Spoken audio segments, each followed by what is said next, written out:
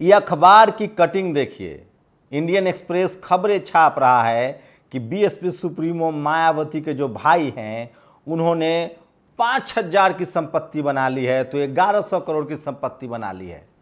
तमाम गड़े मुर्दे उखाड़े जा रहे हैं 2024 चुनाव से पहले। रतन लाल ने एक ट्वीट किया है, बहुत ही मारक ट्वीट है, जो मैं चाहता हूं कि आपको पढ़ के सुनाऊं, उससे आप पूरा खबर समझ जाइएगा। रतन लाल जी का जो ट्वीट है वो अपने आप में इस पूरी खबर की पोल खोलता है। सोचिए, हाल ही के दिनों में रतन लाल की आलोचना से लगातार बीएसपी के समर्थक उन पर हमला कर रहे थे। रतन लाल ने लिखा है, लोकसभा चुनाव से पहले दबाव बनाया जा रहा है, डरना झुकना नहीं है, एक तरफा सरकारी दमन होगा तो विरोध करेंगे, #BSP। सवाल है कि क्या यूपी में मायावती जी और अखिलेश यादव का गठबंधन होना है? क्या बीएसपी 2024 के लिए अब अपने पत्ते खोलने वाली है? क्या बीएसपी पर दबाव बनाने की राजनीति हो रही है? सोचिए, इंडियन एक्सप्रेस की ये तमाम खबरें चल रही है। सवाल ये है कि जब हर साल देश में न जाने कितने लोग 10,000 करोड़ 20,000 करोड़ रुपए लेके भाग जा रहे हैं, मेहुल चौकसी, उसके बाद संदेशरा, उसके बाद आप सबको पता है जो किंगफिशर का मालिक था, न जाने कितने बिजनेसमैन इस देश से पैसा लेके भाग गए। नीरव मोदी, विजय माल्या, मेहुल चौकसी। इस देश में सबकी संपत्ति की जांच होनी चाहिए। शहरों में किसका कब्जा है, किसके पास सारी संपत्तियां हैं। इस देश में आज भी इस देश के मनुवादी मीडिया को एक मायावती, एक रामविलास पासवान, एक लालू यादव, एक शिबू सोरेन पसंद नहीं है।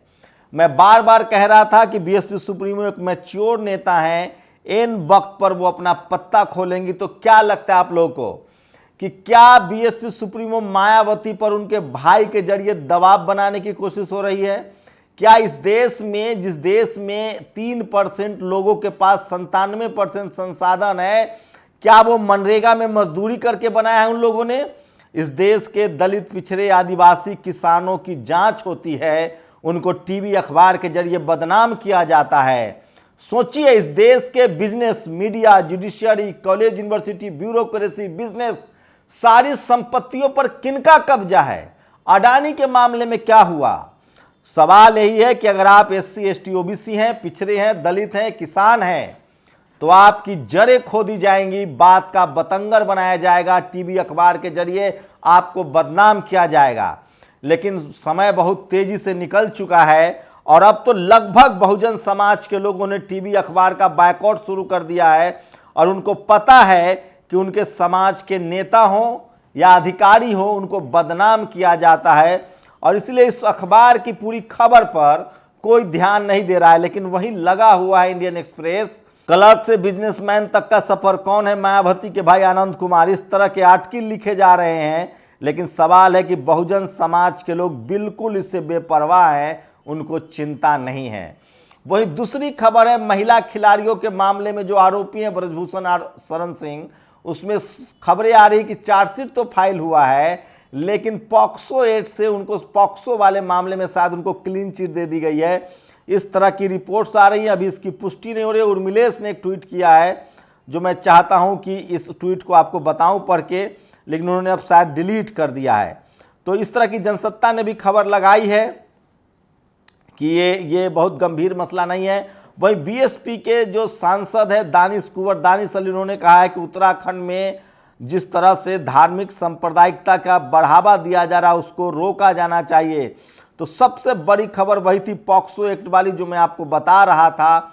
और ये वीडियो देखिए, सोचिए, तस्वीर समाजवादी पार्टी ने ट्वीट किया है, किस तरह से एक बहुजन समाज का पिछड़ा अपनी बेटी को न्याय दिलाने के लिए दिल्ली, लखनऊ में धरने पर बैठा है। कोई सूद लेने वाला नहीं है। अरविंद केजरीवाल ने कहा है कि इस देश में लगातार विपक्षियों को निशाना बनाया जा रहा है। CBI और ED का नाम बदलकर बीजेपी सेना रख देना चाहिए। तो सोचिए, अब अखबारों का सहारा लिया जा रहा है। सीधे सीधे CBI, इनकम टैक्स, ED से छापेमारी क्यों नहीं करवा दी जाती है बीएसपी सुप्रीमो मायावती जी के भाई पर?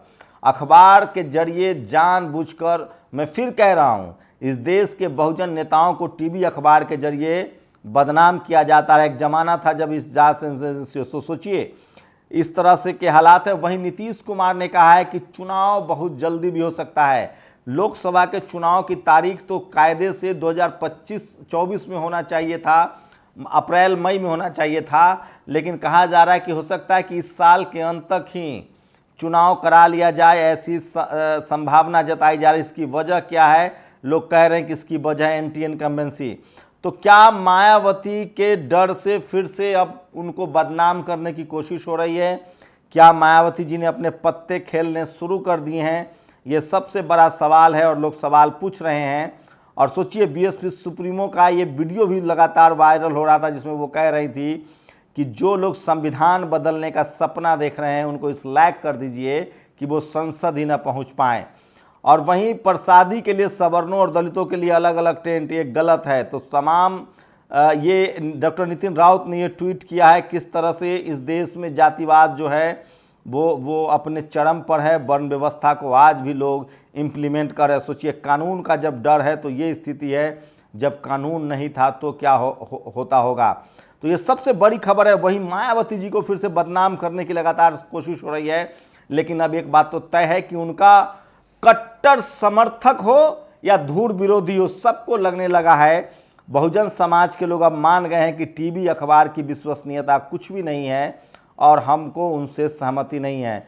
तो ये बहुजन समाज के लोगों के लिए एक अच्छी खबर है कि उनके नेताओं को, उनके जनता को लगने लगा है कि टीवी अखबार जो है वो उनको बदनाम करता है, उनको नहीं सुनना है, उनके ऊपर ध्यान नहीं देना है। और ये एक ही बहुत ही शानदार खबर है, कम से कम बहुजन समाज के लिहाज से।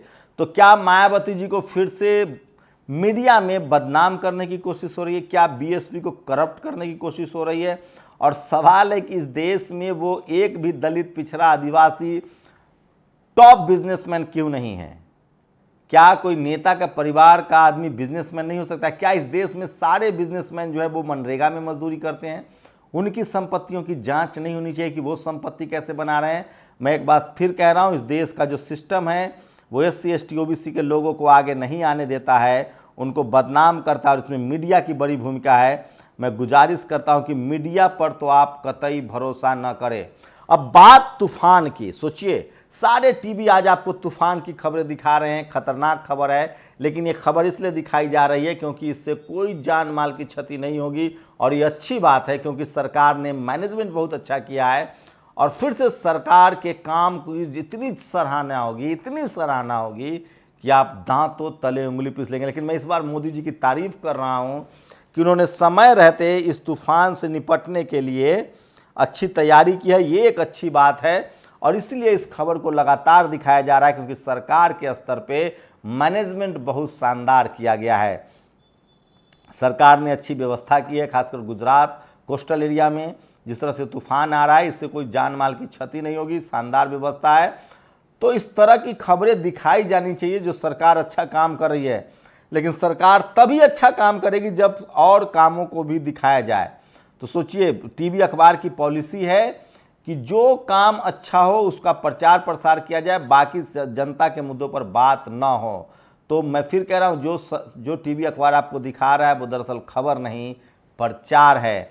और ये अच्छी बात है कि भारत सरकार ने अच्छा इंतज़ाम किया है और ये जो तूफान है वो कमज़ोर भी पड़ गया है और जिस तरह की तैयारी है इससे जान माल की क्षति नहीं हो सकती। लेकिन टीवी अखबार को लगाया गया है कि इसको इतना प्रचारित किया जाए कि इसके पीछे महंगाई, भ्रष्टाचार, बेरोजगारी ये सब ढक जाए। तो मीडिया मैनेजमेंट का खेल जो है यहाँ भी लगातार जारी है। जैसे रेल हादसे के बाद मीडिया मैनेजमेंट किया गया था कि किसी भी कीमत पर इस तरह की खबरों को अब और आगे ना आने दिया जाए। तो राजेंद्र प्रसाद सिंह इसलिए कहते हैं कि आपके घर में एक टीवी और एक अखबार है जो बीजेपी का प्रवक्ता के तौर पे या RSS के प्रवक्ता के तौर पे या सवर्ण समाज के प्रवक्ता के तौर पे आपके घरों में है, उससे सावधान रहिए। तो ये जो तूफान की खबरों का लगातार कवरेज किया जा रहा है उसमें देखिए किस तरह से ड्रामे भी हो रहे हैं, लेकिन जो कवरेज किया जा रहा है सरकार ने इसको लेकर अच्छी व्यवस्था की है, ये अच्छी बात है। हम लोग क्या चाहते हैं कि सरकार महंगाई, बेरोजगारी, देश की सुरक्षा, इन सब पर काम करे, संवैधानिक दायरे में काम करे, किसी भी के साथ भेदभाव ना हो, सरकारी संपत्तियों को न बेचा जाए, सरकारी नौकरी बची रहे।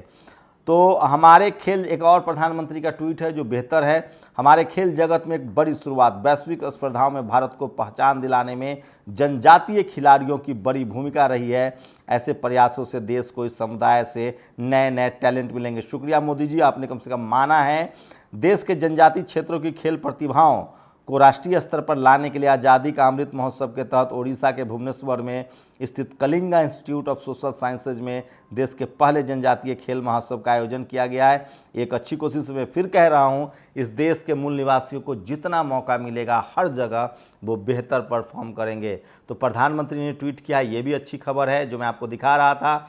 भारत सरकार ने तूफान से निपटने के लिए अच्छा इंतजाम किया, ये भी अच्छी खबर है। इसलिए मीडिया को लगा दिया गया कि आप इसको इतना दिखाइए कि बाकी चीज़ें ढक जाए। लेकिन वही दूसरी तरफ टीवी के जरिए, अखबार के जरिए मायावती पर दबाव बनाने की कोशिश हो रही है ताकि 2024 में वो कोई बड़ा फैसला न ले सके। क्या लगता है, क्या टीवी अखबार के दबाव में मायावती जी आ जाएंगी? मैं फिर कह रहा हूँ, इस देश में किसी भी SC ST OBC के नेताओं पर अब हाथ डालना, उनको बदनाम करना, फंसाना मुश्किल होगा, क्योंकि SC ST OBC किसान जातियों के लोग सामाजिक रूप से और राजनीतिक रूप से अब धीरे धीरे सचेत हो रहे हैं, क्योंकि उनके पास सोशल मीडिया है। शुक्रिया। नेशनल दस्तक की आपसे गुजारिश है कि अगर इसको बचाना चाहते हैं तो नेशनल दस्तक को सब्सक्राइब करने के लिए रेड कलर के सब्सक्राइब बटन को दबाएं, फिर बेल आइकन की घंटी दबाएं। नेशनल दस्तक को बचाने के लिए बहुत जरूरी है कि हर खबर को शेयर करें, लाइक करें, कमेंट जरूर करें।